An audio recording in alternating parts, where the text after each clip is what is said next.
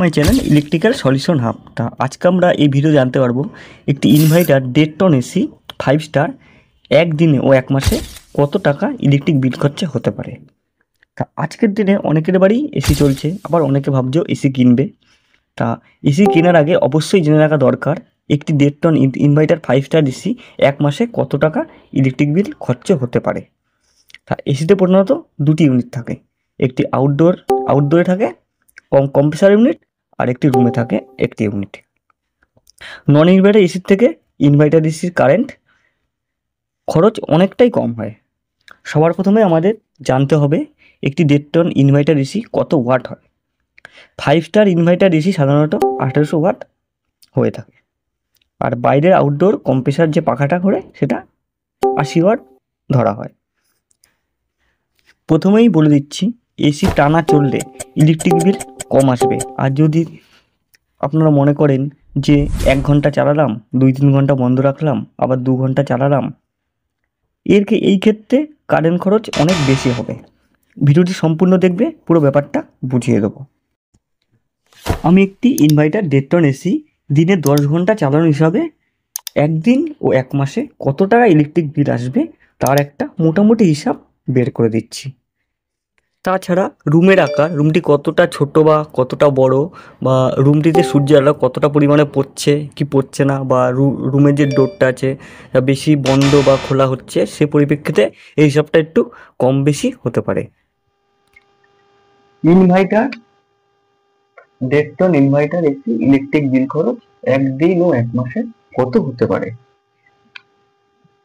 ই সমান সমান P into T, এর এনার্জি খরচ হচ্ছে, আর পি হচ্ছে পাওয়ার, এসিটি কতক্ষণ চলছে, কত ওয়াট এর পাওয়ারটা, আর টি হচ্ছে টাইম, এসিটি কতক্ষণ সময় ধরে চলছে। এটা হচ্ছে সূত্র। এই জিনিসটা মনে রাখতে হবে, ওয়াটকে 1000 দিয়ে ভাগ করলে কিলোওয়াট হয়, আর 1 কিলোওয়াট সমান সমান 1 ইউনিট। আর এটা হচ্ছে একটা ইনভার্টার এসি। আর নন ইনভার্টার এসি হচ্ছে, একটা নন ইনভার্টার এসি 2200 ওয়াট হয়, তো আমি এসিটি যখনই অন করছি পুরো 22 ওয়াট কারেন্ট গ্রহণ করছে। এর ফুল পরিমাণে ফুল লোডে যখন আমি চালাচ্ছি এসিটি 22 ওয়াটই কারেন্ট খরচ হচ্ছে। আর ইনভার্টার এসির ক্ষেত্রে হচ্ছে সিস্টেমটা আলাদা। ইনভার্টার এসি ক্ষেত্রে ইনভার্টার নামক একটি ইনভার্টার সিস্টেমটা যা আছে, যখন আমরা এসিটাকে অন করছি আস্তে আস্তে এই লোডটা বাড়ছে, এবং যখন যেমন দরকার সেমন লোড দিচ্ছে। তার ব্যাপারটা পুরো বুঝিয়ে দিচ্ছি। রিমোটে 22 ডিগ্রি সেট করে রাখলাম, আর বাইরের টেম্পারেচার আছে 34 ডিগ্রি। যখন ফার্স্ট টাইম আমি এসিটি অন করছি, যেহেতু বাইরে 34 ডিগ্রি আছে আর 22 ডিগ্রি সেলসিয়াস আমি রিমোটে করে রেখেছি সেটাকে, তাহলে এখানে 22 ডিগ্রি নামতে প্রথম 3 ঘন্টা যে লোডটা পড়বে সেটা একটা হিসাব করছি। প্রথম 3 ঘন্টা যে হিসাবটা পড়বে, তাহলে ই হচ্ছে পাওয়ার। একটা এসি 1.5 টন এসি সাধারণত 1.5 টন এসি সাধারণত 1800 ওয়াট হয়ে থাকে, 1800 ওয়াট। তাহলে পি সমান সমান 1800 ইন্টু টাইম, টি হচ্ছে টাইম হচ্ছে কতক্ষণ চলবে। প্রথমে 3 ঘন্টা হিসাব করছি, তাহলে 3 5400 ওয়াট হচ্ছে। এবার ওয়াটকে 1000 দিয়ে ভাগ করলে কিলোওয়াট আওয়ার আসে। 1000 দিয়ে ভাগ করছি, 5.4 কিলোওয়াট আওয়ার। আর 1 কিলোওয়াট মানে 1 ইউনিট, তাহলে 5.4 ইউনিট। 3 ঘন্টা চললে এসিটি প্রথম স্টার্টিং অবস্থায় 3 ঘন্টা চললে 5.4 ইউনিট, 5 ইউনিটের মতন কারেন্ট করছে। তাহলে তারপরে হিসাব করব পরের 3 ঘন্টা।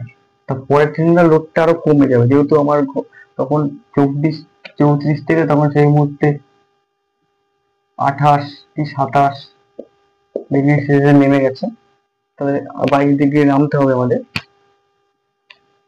তখন 22 ডিগ্রি নামতে গেলে তার পরেরটা 1000 ওয়াট হিসাবে কাজ করবে। 1000 ইন্টু 3, 3000 ওয়াট। তাহলে 3000 ওয়াটকে 1000 দিয়ে কি ভাগ করি, 3.0, তাহলে 1 কিলোওয়াট, 3 কিলোওয়াট হচ্ছে, তাহলে 1 কিলোওয়াট সমান সমান 1 ইউনিট, 3 ইউনিট।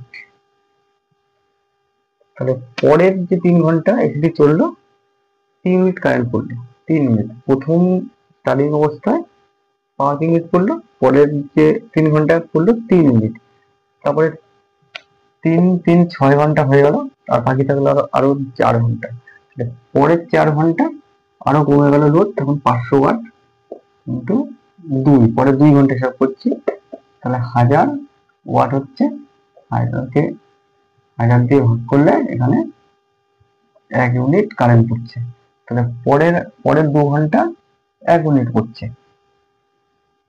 তারপরে তখন আমাদের টেম্পারেচার ঘরের টেম্পারেচার তখন হয়ে যাবে রুমে প্রায় 22 ডিগ্রি করা আছে, তখন 23-এর কাছাকাছি চলে যাবে, তখন আরো লোড কমে যাবে, তখন প্রায় 100 ওয়াট হিসাবে কাজ করবে 2 ঘন্টা। 200, 1000, 0.2, হালকা সামান্য 0.2 মিনিট তখন কারেন্ট পড়বে। আর যখনই 22 ডিগ্রি হয়ে যাবে তখন পুরো 0। এবার 0 হওয়ার পরে ইনভার্টারটি যখন বন্ধ হয়ে যাবে, তখন কম্প্রেসারটি বন্ধ হয়ে গেল, তখন যখন আবার রুমের টেম্পারেচার আসতে বাড়বে, যখন বাড়তে থাকবে, 22 থেকে যখন রুমের টেম্পারেচার 23 হবে, তখন আমার ইনভার্টারটা আবার চালু হবে, কিন্তু অল্প লোডে চলবে, এরকম ভাবে কন্টিনিউ চলতে থাকবে। ব্যাপারটা বোঝা গেল? তাহলে এখন হিসাব করবো দিনে টোটাল এই 10 ঘন্টা দিয়ে চালালাম আমার কত ইউনিট কারেন্ট পড়লো। তাহলে প্রথমে পড়লো হচ্ছে 5.4, পরের 3 ঘন্টায় পড়লো 3, তারপরে 1, তারপরে 0.2, তাহলে এখানে